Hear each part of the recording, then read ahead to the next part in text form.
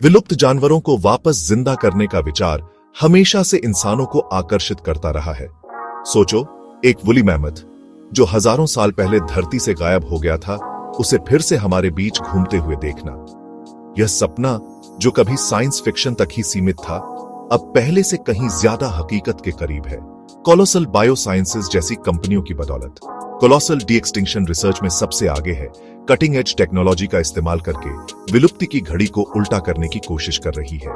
उनका काम सिर्फ खोए हुए जीवों को वापस लाने का नहीं है, यह समझने का भी है कि कैसे ये जानवर आज हमारे ग्रह के सामने मौजूद सबसे जरूरी मुद्दों को हल करने में हमारी मदद कर सकते हैं।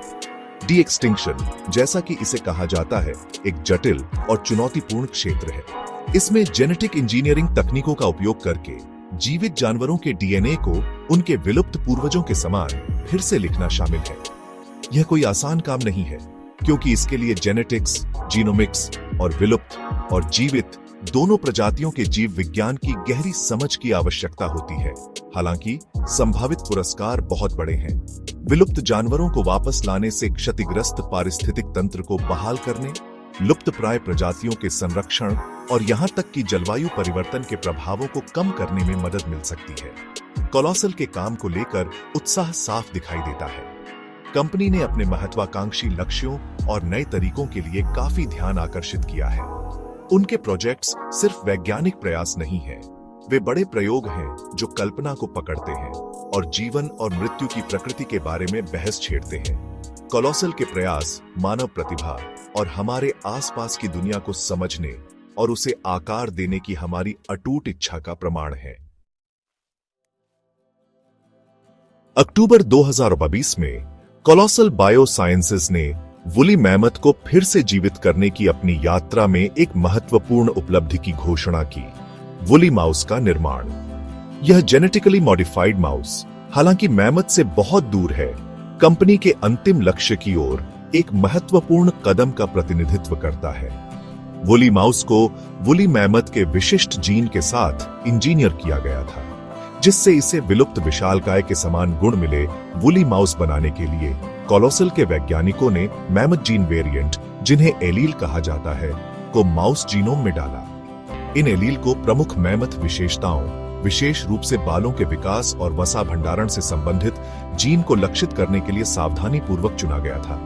परिणाम एक ऐसा माउस था जिसका फर काफी मोटा था, जो वुली मैमथ के प्रतिष्ठित कोट की याद दिलाता था। इसके अलावा जेनेटिक मॉडिफिकेशन ने माउस के मेटाबॉलिज्म को भी बदल दिया, जिससे यह प्रभावित हुआ कि यह वसा कैसे संग्रहित और जलाता है। वुली माउस एक प्रूफ ऑन ऑफ कॉन्सेप्ट के रूप में कार्य करता है, जो कोलोसल की जीन में हेरफेर करने और विलुप्त प्रजातियों के गुणों को जीवित जानवरों में लाने की क्षमता को प्रदर्शित करता है। यह मैमथ जीन की कार्यक्षमता और जीवित प्राणियों के जेनेटिक मेकअप के साथ उनकी कैसे परस्पर क्रिया होती है, इस बारे में बहुमूल्य जानकारी प्रदान करता है। इस सफलता ने और भी महत्वाकांक्षी जेनेटिक इंजीनियरिंग प्रयासों का मार्ग प्रशस्त किया है, जिससे कोलोसल अपने वुली मैमथ को फिर से जीवित करने के लक्ष्य के करीब पहुंच गया है। वुली माउस की सफलता ने वैज्ञानिक समुदाय में काफी उत्साह पैदा किया है।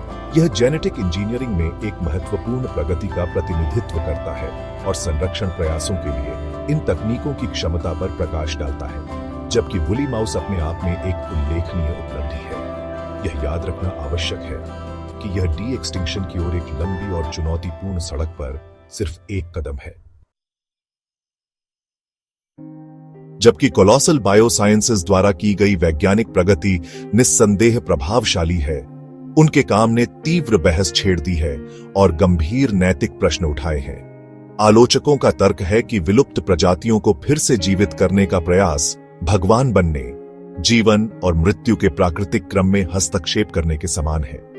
वे सवाल करते हैं कि क्या हमें प्रकृति में इतने मौलिक तरीके से हेरफेर करने का अधिकार है, खासकर जब दीर्घकालिक परिणाम अनिश्चित हैं। मुख्य चिंताओं में से एक मौजूदा पारिस्थितिक तंत्र में विलुप्त जानवरों को फिर से लाने का संभावित पारिस्थितिक प्रभाव है। उदाहरण के लिए, वुली मैमथ की उपस्थिति आर्कटिक टुंड्रा के नाजुक संतुलन को कैसे प्रभावित करेगी? क्या वे संसाधनों के लिए मौजूदा प्रजातियों से आगे निकल जाएंगे या ऐसी बीमारियां फैलाएंगे जिनके लिए देशी वनस्पतियों और जीवों में कोई प्रतिरक्षा नहीं है?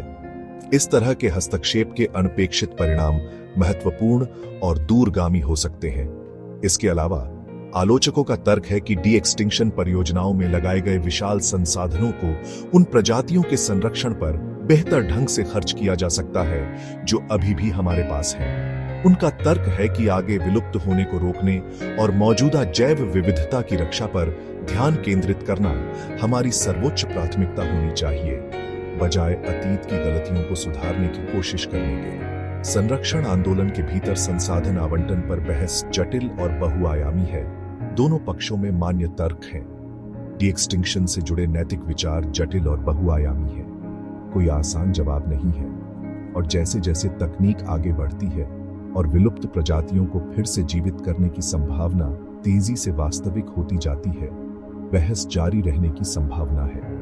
धरती पर जीवन के भविष्य के बारे में एक व्यापक बातचीत में वैज्ञानिकों, नैतिकतावादियों, नीति निर्माताओं और जनता को शामिल करते हुए डी एक्सटिंक्शन के संभावित लाभों और जोखिमों के बारे में खुली और ईमानदार चर्चा करना महत्वपूर्ण है।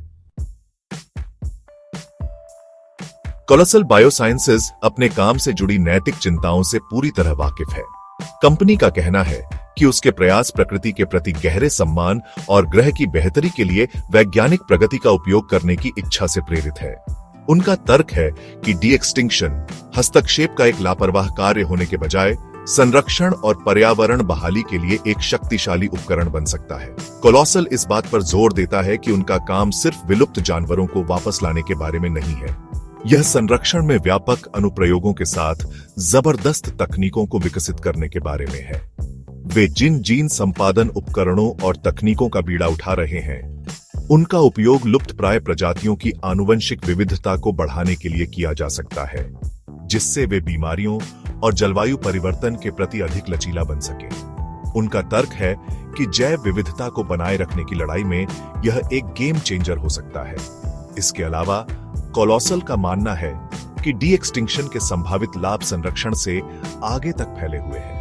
वे एक ऐसे भविष्य की कल्पना करते हैं जहां वुली मैमथ बर्फ को रौंदकर और ठंडी हवा को परमाफ्रॉस्ट में प्रवेश करने देकर जलवायु परिवर्तन से निपटने में मदद कर सकते हैं, जिससे इसके पिघलने और हानिकारक ग्रीनहाउस गैसों के उत्सर्जन को धीमा किया जा सके।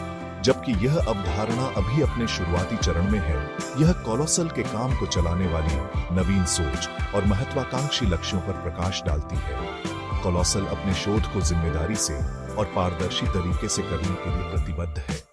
उन्होंने अपने काम का मार्गदर्शन करने और यह सुनिश्चित करने के लिए कि सभी नैतिक विचारों पर पूरी तरह से ध्यान दिया जाए, प्रमुख वैज्ञानिकों, नैतिकतावादियों और संरक्षणवादियों की एक टीम को इकट्ठा किया है। कंपनी जनता के साथ भी सक्रिय रूप से जुड़ रही है, अपने शोध को साझा कर रही है और डी एक्सटिंक्शन के निहितार्थों के बारे में खुली बातचीत में भाग ले रही है। जबकि डी एक्सटिंक्शन को लेकर बहस जारी रहने की संभावना है, कोलोसल बायोसाइंसेज वैज्ञानिक ज्ञान को आगे बढ़ाने और अपनी खोजों का उपयोग सभी के लिए एक स्वस्थ और अधिक टिकाऊ भविष्य बनाने के अपने मिशन के लिए प्रतिबद्ध है।